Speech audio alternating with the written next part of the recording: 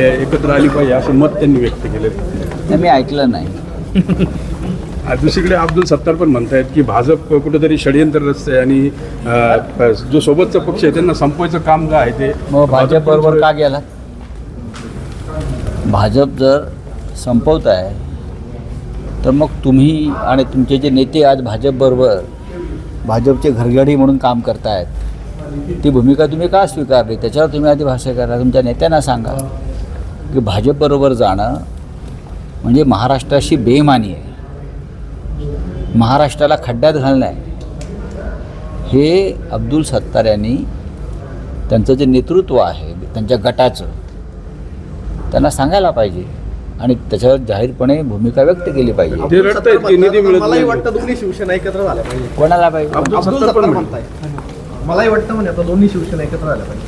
बघा, शिवसेना एकच आहे, शिवसेना एकच आहे.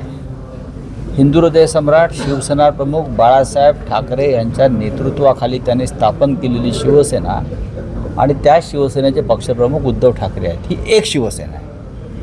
ज्याला हे लोक शिवसेना म्हणत आहेत ती अमित शहाची सेना आहे. ती अमित शहाची सेना आहे. ती निवडणूक आयोग, भारतीय जनता पक्ष, अमित शहा यांनी कट करून निवडणूक आयोगाला हाताशी धरून त्याला तात्पुरतं ती एक सिस्टर कन्सर्न आहे, कंपनी अमित शहाची तात्पुरती निर्माण केली. खरी शिवसेना एकच. पण एक आहे ज्यांना पश्चाताप झाला असेल त्यांच्या कृत्याचा त्यांनी चर्चा करावी माननीय शिवसेना पक्ष प्रमुखांशी. आज सामन्यात एक बातमी आहे की विखेंना संपवलं जातं. लोकांना उमेदवारी देऊन एकीकडे विखेंना काटशा देण्यासाठी भाजपकडूनच कारस्थान चालू आहे. कारण विखे कोण म्हणताय? आज सामनाला बातमी आहे, मिलिंद देखनींनी बातमी केली आहे. मग ठीक आहे, मग तुम्ही या भागातले पत्रकार आहात, सामनाच्या पत्रकाराने दिलेली बातमी आहे ना.